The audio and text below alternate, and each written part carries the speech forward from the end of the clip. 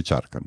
Mislim da je stanje solidno i mislim da uskoro sa ovim pripremama da ćemo uskoro krenuti i osloboditi ove teritorije koje su hrvatski fašisti, ustaše na prevaru uz pomoć francuskog UNPROFOR-a osvojili.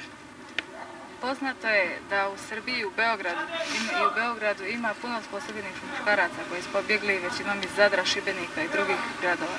Tako je, ima tih magaraca srpskih koji su onako jaki, pobegli, uplašeni, ja ne znam od čega, i ostavili ovu svetu srpsku zemlju ovde, ostavili svoje ognješta, čak neki su ostavili svoje porodice.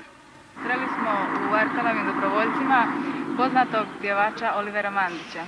Samo želim ovom prilikom da poručim svim i da pozovem sve dobrovoljce da dođu, da se bore, da brane svoje pragove i ove pičke koje su pobegle iz Krajine, koje sede sad po kafićima u Beogradu, što pre da se vraćaju i da brane srpske zemlje ovde i svoje kuće, jer to nema smisla, a ako ne dođu, mi kad se vratimo u Beogradu, onda ćemo im objasniti kako će i proći i šta će im se desiti. Pomozi Bože!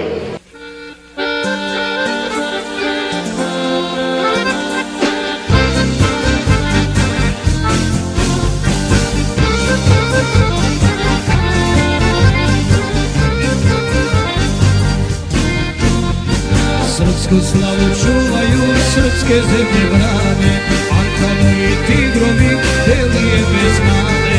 Srpsku slavu čuvaju, srpske zemlje brane, Arkanovi tigrovi, Delije bez mane.